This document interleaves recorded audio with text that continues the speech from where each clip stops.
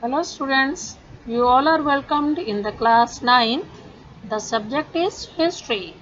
History, you know students, see the cursor, this is the hi story. So today we are going to say hi to a new story. This is the story of French Revolution. See here the cursor, chapter 1, the French Revolution. So today we will deal with the French Revolution. Yes student, I would like to remind you this video consists 5 parts. Okay, 5 parts में है ये video. The very first part is already delivered to you and today we will discuss the second part. Let's start the second part of the history chapter 1. Actually this is the revision of the chapter 1. In this revision chapter we will deal with the individual topic that is very important topic in the chapter. Let's start the today's topic. The today's topic is the outbreak of the revolution. In France, there was the revolution that was very famous revolution over the world.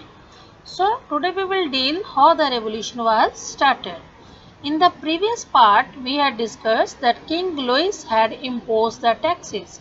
हमने पिछले इसके part में students से पढ़ा था कि King Louis 16. Yes, do you remember who was the King Louis 16? King Louis 16 was the ruler of France. तो उसने टैक्सेस को इम्पोज करने के लिए एक मीटिंग बुलाई. टैक्सेस किसके लिए थे हमने ऑलरेडी पिछले चैप्टर में पढ़ा था. बिकॉज उसका जो ट्रेजर था वो पूरी तरह खाली हो चुका था. बिकॉज उसने बहुत सारी अमेरिका के साथ वॉर्स लड़ी थी और वॉर्स की वजह से और उसकी जो लाइफ स्टाइल था, लग्जोरियस लाइफ स्टाइल था, उसकी वजह से उसका जो खजाना था वो सारा खाली हो चुका था. Now King Louis was planning to impose the taxes.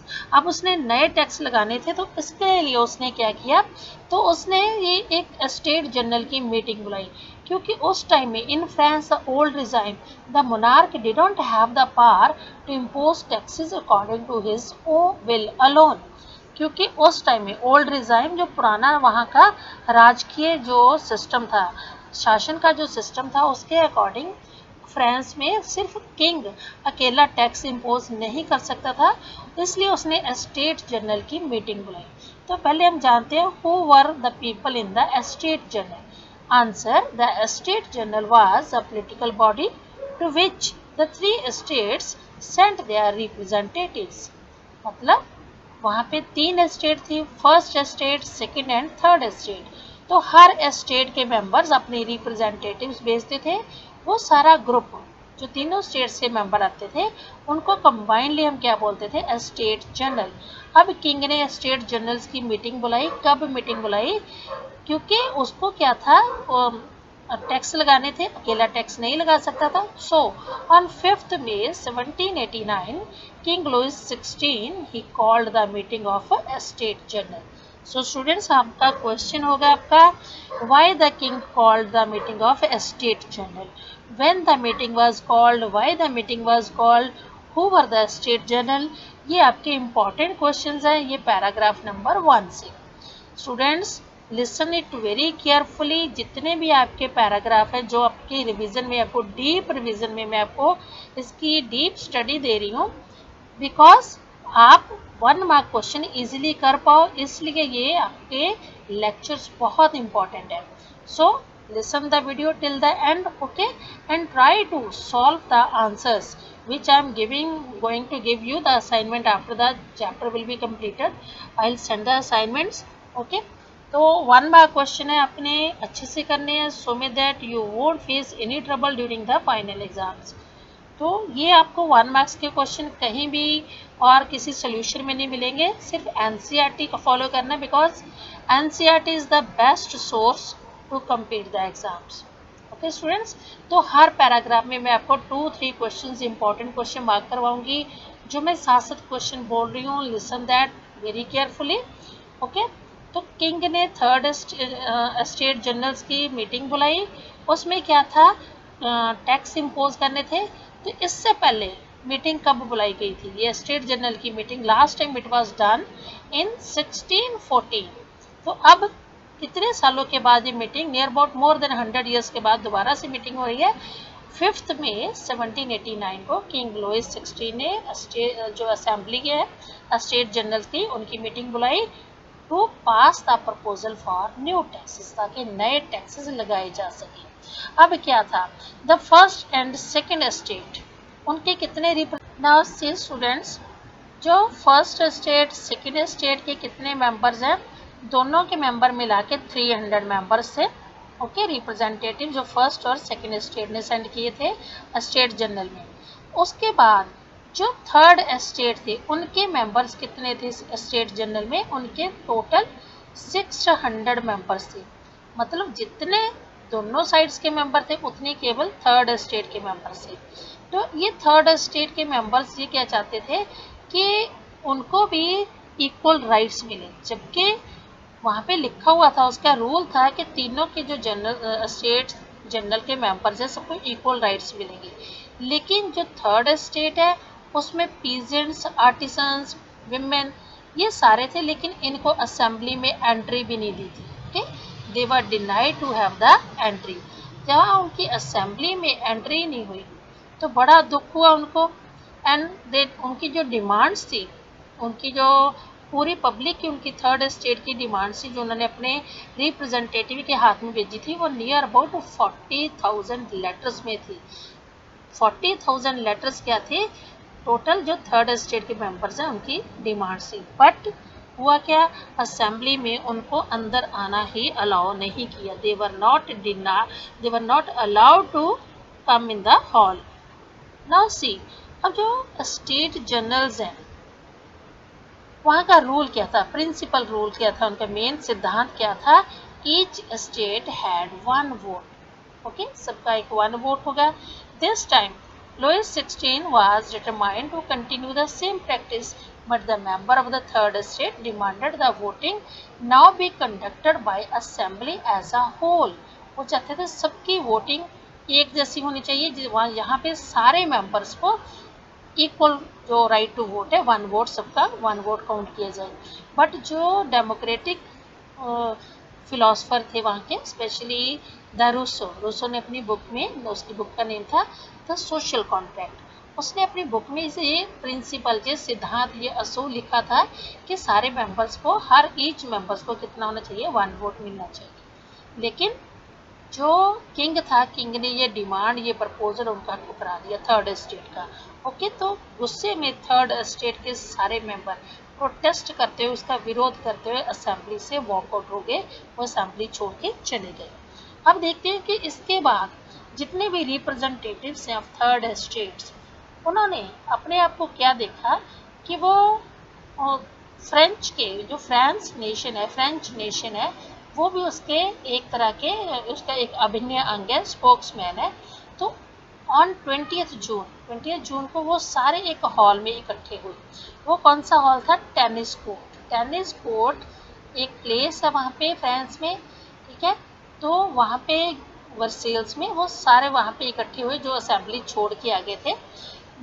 उन्होंने अपनी एक खुद की असेंबली बना ली जिसका नाम था नेशनल असेंबली। तो स्टूडेंट्स, ये आपका सबसे इम्पोर्टेंट क्वेश्चन है इस पैराग्राफ का। Right a short note on the national assembly. Actually, this National Assembly was created by the members of the third estate. जो थर्ड स्टेट के रिप्रेजेंटेटिव्स थे उन्होंने बनाई थी। And swore not to disperse till they had drafted the constitution for the France that would limit the powers of the monarch. अब उन्होंने क्या decision लिया कि ये असेंबली, जितने भी उसके 600 मेंबर्स की असेंबली है, उनमें से कोई भी अलग नहीं होगा till they had drafted a constitution। जितनी देर तक वो फ्रांस के लिए नया कॉन्स्टिट्यूशन नहीं बना लेते, ऐसा कॉन्स्टिट्यूशन जो वहाँ के मोनार्क मीन्स किंग लुइस की, जब तक वो पावर्स को लिमिट नहीं कर देते, उसके ऊपर लगाम नहीं डाल देते, तब तक वो अलग नहीं होंगे। तो उन्होंने अपनी क्या बना ली, national assembly. So students, where the national assembly was framed at first in the tennis court ground of Versailles. कब बनाई थी, when it was founded on 20th June. तो 20th जून को जो असेंबली बनाई गई, नेशनल असेंबली, बहुत इंपॉर्टेंट हुई। इस असेंबली में मेन लीडर्स थे। अब इतने लोगों को लीड करने वाले दो जो मेन मेंबर थे वो कौन से थे, Mirabeau and Abesias. I am going to mark it. It is very important. These two leaders, who was Mirabeau and Abesias. हाँ जी, आंसर है इसका Mirabeau. He was born in a noble family. Okay वो nobles की family में था, मतलब जो second state के मेंबर थे, बट उसकी जो हमदर्दी थी, सिंपथी थी, वो पुअर पीपल के साथ थी। वो फ्यूडल सोसाइटी में जो लैंडलॉर्ड का सिस्टम था उसको ख़त्म करना चाहता था। He brought out a journal and delivered powerful speeches to the crowd assembled at Versailles. जो वर्सेल्स के टेनिस ग्राउंड में असेंबली में लोग इकट्ठे हुए थे, उसने अपनी बहुत ही भावुक पावरफुल स्पीचेस उनको दी, लोगों को इम्प्रेस किया। See the picture here.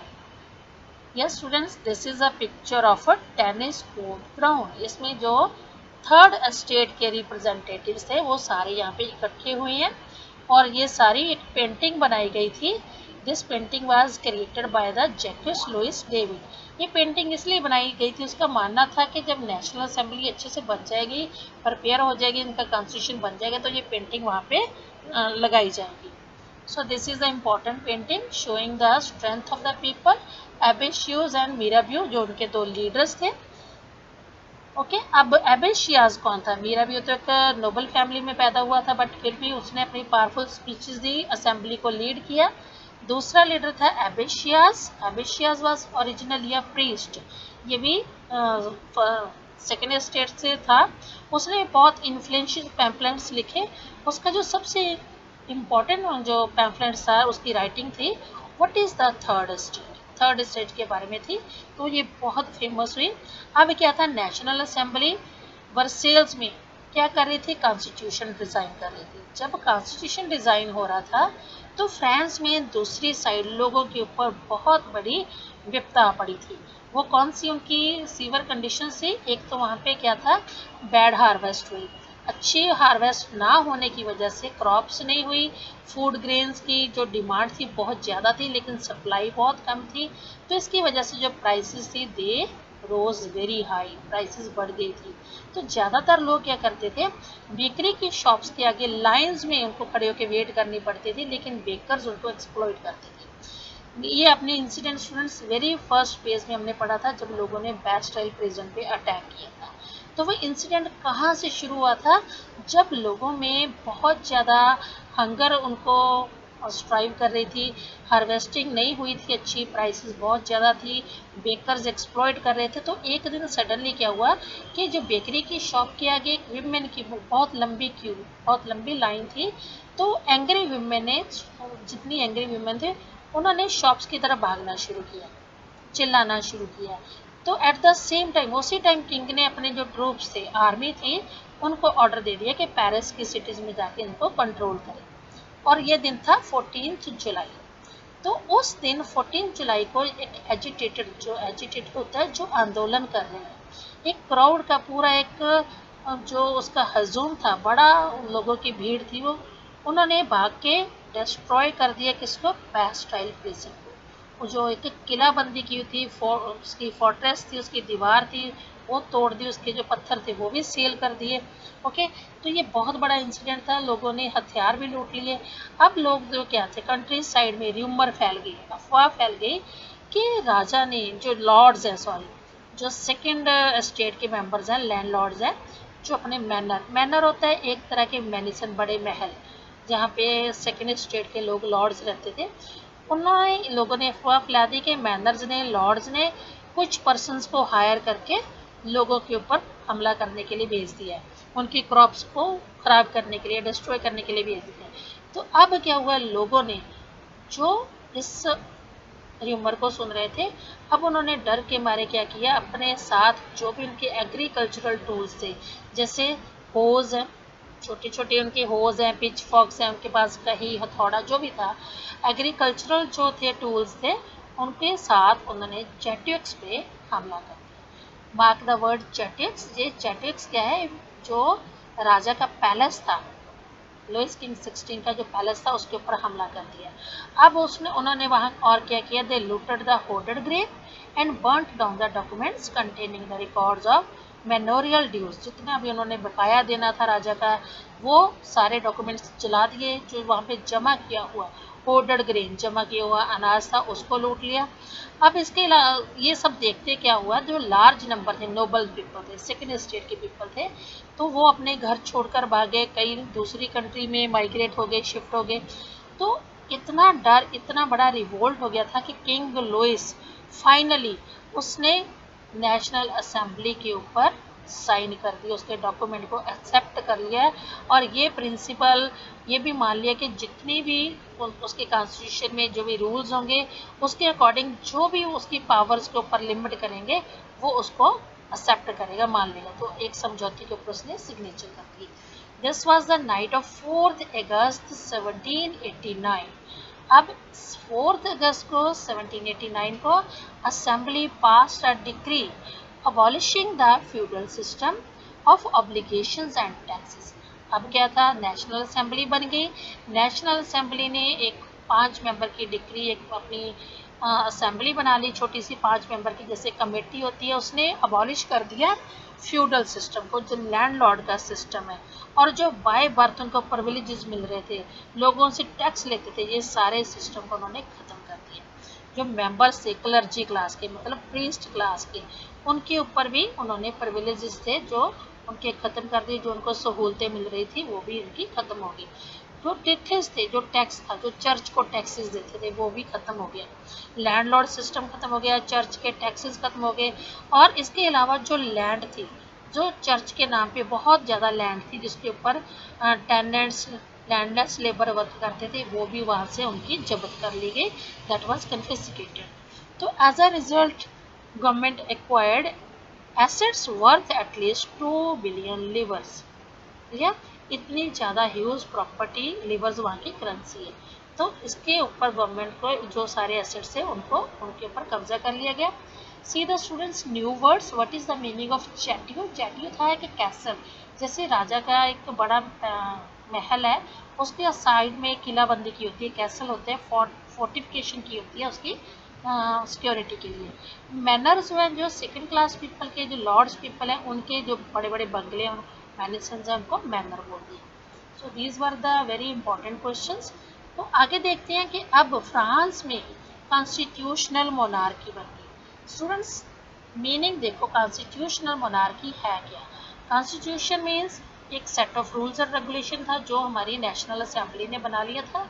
National assembly में जिसमें 3rd स्टेट के मेंबर थे, ओके, उन्होंने एक कॉन्स्टिट्यूशन बना लिया था। अब कॉन्स्टिट्यूशन के साथ साथ मोनार्की भी रहेगी, मतलब राजा होगा, लेकिन राजा की पावर्स किसके हाथ में होंगी, कॉन्स्टिट्यूशन उसकी पावर को लिमिट कर देगा। ओके, तो इसकी डिटेल देखते हैं। National assembly completed the draft of the constitution in 1791। तो 91 में जो कॉन्स्टिट्यूशन बना ये बहुत इंपॉर्टेंट था।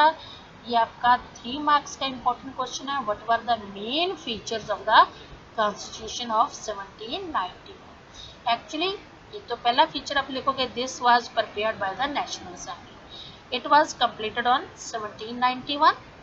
इट्स मेन ऑब्जेक्ट, इसका मेन जो मुद्दा था, एम क्या था, to limit the powers of the monarch. Second इसका आंसर क्या लिखोगे, इस मेन ऑब्जेक्ट, इसका मेन एम था राजा की पावर्स को लिमिट करना। तो these powers instead of being concentrated in the hands of one person were now separated and assigned to different institutions. तीसरा आपको उसको शॉर्ट करके लिखोगे, ये सारी पावर्स को कौन लिमिट करेगा, ये कोई एक पर्सन नहीं होगा। अब इसकी जगह 1 पर्सन की जगह 3 जगह ये पावर्स डिवाइड हो जाएंगी। राजा की पावर को कंट्रोल करने के लिए 3 कमिटीज, 3 ऑर्गन्स, 3 ब्रांचेस बना दी गई। इनके नाम क्या थे, the legislature, the executive and the judiciary. This made France a constitutional monarchy, मतलब कॉन्स्टिट्यूशनल मोनार्की, राजा के होते हुए जो कॉन्स्टिट्यूशनल सिस्टम था वो एकदम दोनों साथ साथ चल रहे थे। तो इसके साथ साथ हमने देखा है कि फ्रांस जो पहले सिर्फ मोनार्क था, मोनार्की वहाँ पे सिस्टम था, राजा का रूल था, अब वहाँ पे क्या बन गया, कॉन्स्टिट्यूशनल मोनार्की। अब ये इस पिक्चर से बहुत क्लियर हो जाएगा आपको। ये देखो स्टूडेंट्स, अभी भी हमने जो लास्ट चैप्टर में लास्ट इसके टॉपिक में पढ़ा था वो भी आपको कवर हो जाएगा। ये हमारी 3 स्टेट्स में से जो लास्ट वाली स्टेट है, 3rd स्टेट है, ओके, उसमें जो 2 तरह के मेंबर थे, एक तो एक्टिव सिटीजन हो गए, जो पढ़े लिखे लोग थे, ठीक है, उनमें भी जिनके पास थोड़ी ज़मीन थी, लैंड थी अपनी, और वो 25 ईयर से ऊपर थे, only man 25 years above, only men who were having their own property, they were given the right to vote. उनको एक्टिव सिटीजन बोलते थे। पैसिव सिटीजन कौन थे? जिनके पास कोई वोटिंग नहीं था। ये कौन से पर्सन थे? नियर अबाउट 3 मिलियन थे। इसमें main, all man, women, children and youth below the 25 से बिलो सारे लोग, उसमें सारी विमेन और मेन वो जो टैक्स नहीं देते थे, जिनके पास अपनी प्रॉपर्टी नहीं थी। तो 25 से बिलो ये सारे थे पैसिव सिटीजन। अब जो नेशनल असेंबली बनी थी, नेशनल असेंबली में एक्टिव सिटीजन थे ये सारे 4 मिलियन पीपल थे। लिसन इट वेरी केयरफुली, आपका 1 मार्क्स का क्वेश्चन होगा। 4 million near about active citizen were 4 million. तो इनकी वोट, इन्होंने 50,000 मैन ने वोट डाल के इलेक्टोरल्स अपने बना लिए, अपने उम्मीदवार चूज किए। ये इलेक्टोरल्स ने अब आगे फर्दर एक नेशनल असेंबली चूज की, उसमें कितने मेंबर थे? 745 मेंबर। ये 745 मेंबर्स इन्होंने नेशनल असेंबली बनाई, इन्होंने कॉन्स्टिट्यूशन लिखा 1791 का। अब इन्होंने कंट्रोल किसके ऊपर कर लिया? सारी मिनिस्ट्री के ऊपर इसका कंट्रोल था। किंग के ऊपर भी इनका कंट्रोल था। किंग के पास सिर्फ एक वीटो पावर थी, अपनी राय दे सकता था, यूज करता था, लेकिन सारी पावर्स ओवरऑल नेशनल असेंबली ने 3 हिस्सों में डिवाइड कर दी। लेजिस्लेचर के पास, फिर एग्जीक्यूटिव के पास एंड जुडिशरी के पास। अब ये लोगों ने एक जज, एक जुडिशरी भी बना ली थी, जो सारे सिस्टम को जुडिशियल वे से चेक करेगा कि जितना भी वर्क हो रहा है either that is according to the constitution और not. So this was the system which is known as monarch system. ये हमारा मोनार्क रिपब्लिक बन गया था, रिपब्लिक। अब देखते हैं कि हमारा जो कॉन्स्टिट्यूशन है इसके और कौन से फीचर हैं। जो 1791 का जो कॉन्स्टिट्यूशन है, इसने सारी powers, law, make law in the national assembly, national assembly को सारी लॉ बनाने की पावर दे दी। लेकिन ये असेंबली क्या थी? इनडायरेक्ट इलेक्टेड, क्योंकि जो एक्टिव मेंबर्स थे उन्होंने 50,000 अपने आगे जो इलेक्टोरल से उनको चूज किया, उन्होंने फर्दर 745 मेंबर्स को चूज किया। तो ये क्या बन गए? इनडायरेक्ट। ओके, तो इसमें सारे सिटीजन का ग्रुप था जो उस असेंबली के इनडायरेक्ट मेंबर थे, लेकिन सारे citizen they had right to vote. अब उनके पास क्या था? प्रॉब्लम क्या थी? जितने भी वहाँ के फ्रांस के सिटीजन थे सबको राइट टू वोट नहीं मिला। स्टूडेंट्स, फ्रांस एक ऐसा कंट्री था जिसके सिटीजन्स को, स्पेशली वहाँ के विमेन सिटीजन्स को, they had to struggle for a long time for the right to vote. वहाँ पे सिर्फ 25 ईयर से अब जो मैन थे जो टैक्सेस देते थे, ओके, टैक्स कितना देते थे? Equal to at least 3 days of labours wages, 3 दिन की जो उनकी वेजेस थी उतना वो टैक्स दे देते थे। तो this was given the status of active citizen. उनको एक्टिव सिटीजन का स्टेटस मिलता था जो टैक्स पे करते थे, तो उनको ही राइट टू वोट मिला था। बाकी सारे रिमेनिंग क्या थे? मैन, विमेन, वो सारे क्या थे? पैसिव सिटीजन थे, जिनका कोई रोल नहीं था, जिनको राइट टू वोट नहीं था। Now see students, the very important pictorial question. ये आपको 5 मार्क्स में भी आ सकता है, 1 मार्क्स की पिक्चर जो है वो भी आ सकती है। ये यहाँ का ये डिपिक्ट कर रही है declaration of right of man, जो नेशनल असेंबली ने डिक्लेरेशन में बनाया था, उसमें सिर्फ मैन को राइट टू वोट मिले हैं। ठीक है, तो ये था हमारा चार्टर जो शो कर रहा है 1790 में, और राइट टू मैन हो। ये कौन कौन से राइट टू मैन है? जो वहाँ पे बॉर्न है उनको फ्री इक्वल राइट्स है, पॉलिटिकल एसोसिएशंस बना सकते हैं, ठीक है, उनको लिबर्टी मिली हुई है, लॉ के अकॉर्डिंग उनको राइट टू वोट है। ये सारे उस चार्टर में लिखी हुई थी। अब ये कॉन्स्टिट्यूशन जो 1791 का कॉन्स्टिट्यूशन है, उसने उसकी शुरुआत कहाँ से हो रही है? स्टार्टिंग कहाँ से हो रही है? That is being started with the declaration of right of man and citizen. Okay students, आपको पता होना चाहिए, जैसे हमारा इंडिया का कॉन्स्टिट्यूशन है, we are having the preamble, तो वो कहाँ से शुरू हो रही है? It starts with the declaration that we the people of India. Okay, so same in France जो 1791 का कॉन्स्टिट्यूशन था, वो कॉन्स्टिट्यूशन स्टार्ट कहाँ से हो रहा है? तो उसकी बिगिनिंग लाइन कौन सी है? Declaration of rights of man and citizens. So it may be your 1 mark question. Okay, how the Constitution of France starts? It starts with the Declaration of Right of Man and Citizen. तो ये right कौन कौन से थे? ये आपका 1 mark का question हो सकता है. List the major rights which were included or which were declared by the Constitution of 1791. इसमें राइट थे right to life, freedom of speech, freedom of opinion, equality before law. ये सारी क्या थी? हमारी नेचुरल एंड इनअलाइनेबल राइट्स. मतलब ये कुदरत ने दिए हुए हैं, इनको हम अपने आप से अलग नहीं कर सकते, इनसेपरेबल है. ये हमारा जो हमारी लाइफ है उसके लिए ये बेसिस है, उनका आधार है, इनके बिना हम नहीं चल सकते. ये नेचुरल एंड इनअलाइनेबल जो राइट्स थे कॉन्स्टिट्यूशन में लिखे गए. और ये भी साथ में लिखा गया कि by birth, okay, by birth हम इसको कोई ले नहीं सकता, ये पर्सन को नेचुरली मिले हुए हैं और ये स्टेट की ड्यूटी है. It's a duty of the state to protect these natural rights. तो आपको क्वेश्चन आ सकता है, what were the natural rights, why they were known as inalienable? Because they were based for the survival, okay, and it is given by the nature. These were the natural rights. It was the duty of the state to protect these natural rights.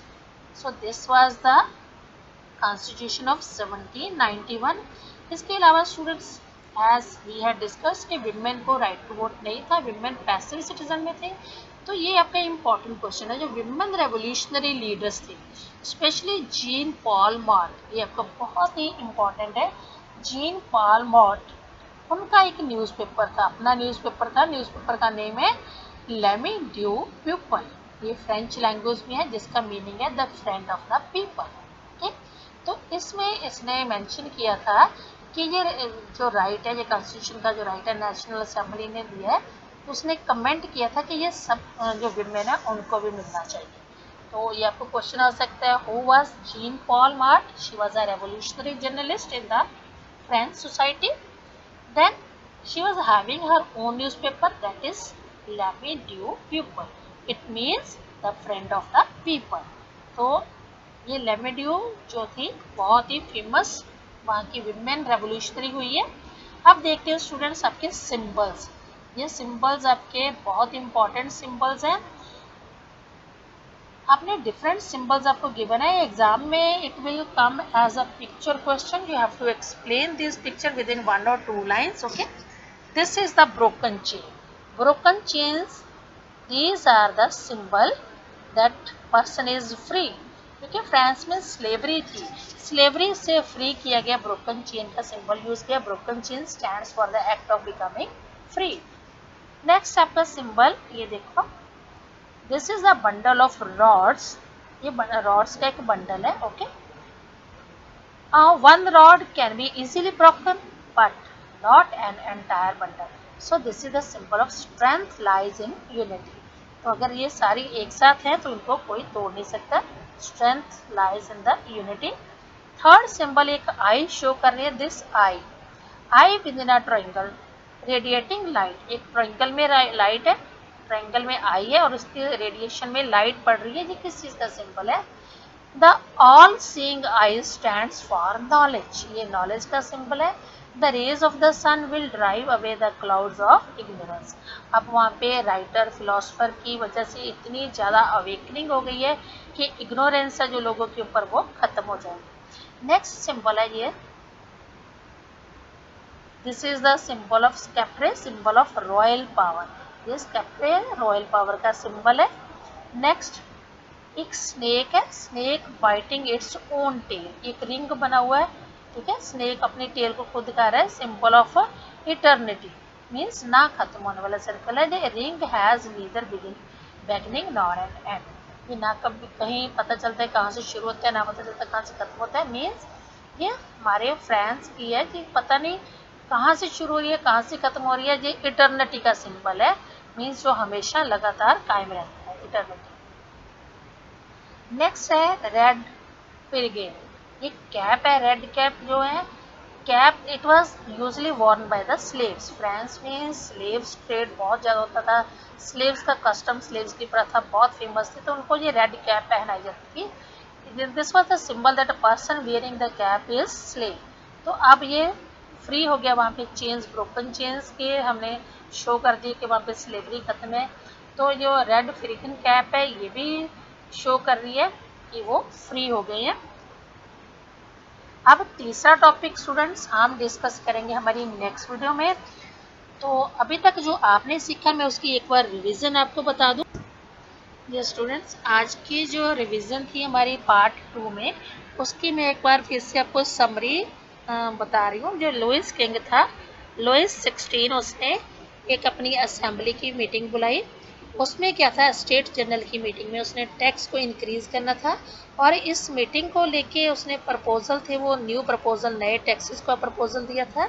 लेकिन वहाँ पे third state के members, उनकी women artisans, उनको entry मना कर दी, उनको entry नहीं दी। तो उनकी, उसके अलावा उनकी जो डिमांड्स थी वो भी डिनाई कर दी, वो भी रिजेक्ट कर दी। तो क्या हुआ, इसका रिजल्ट क्या हुआ, वो सब ने वहाँ से बाइकआउट किया, वहाँ से निकल गए। और ये सारे मेंबर, थर्ड स्टेट के member, those who boycotted the assembly, they protested and they gathered in the tennis court ground at Versailles. तो वहाँ पे उन्होंने अपने आप को एक नेशनल असेंबली डिक्लेयर किया। इस नेशनल असेंबली में एक अपना कॉन्स्टिट्यूशन ड्राफ्ट किया और किंग ने उसके ऊपर सिग्नेचर्स किए।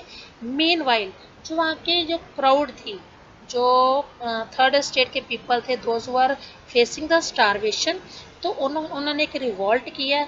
उसकी वजह से लोगों ने जो बैस्टाइल प्रिजन थी उसके ऊपर अटैक किया, राजा के महल के ऊपर अटैक किया, जो मैनिसन से उसके ऊपर अटैक किया। तो इसका रिजल्ट ये निकला कि इतनी बड़ी रेवोल्यूशन हुई और king was forced to sign the national assembly draft, जो उन्होंने कॉन्स्टिट्यूशन बनाया था उसके ऊपर सिग्नेचर कर दिए।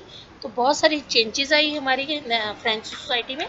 तो इसके बाद next incident, third topic we will discuss in the next part of the video. आज का जो हिस्ट्री का रिवीजन पार्ट 2 था, इतने था students. Listen the video repeatedly so that you will easily give the answers of the assignments. I will send the assignment of 1 mark question. Okay, these questions are very important for the examination. So we will be soon there with the third part. So stay connected, stay healthy, stay fit. Goodbye students.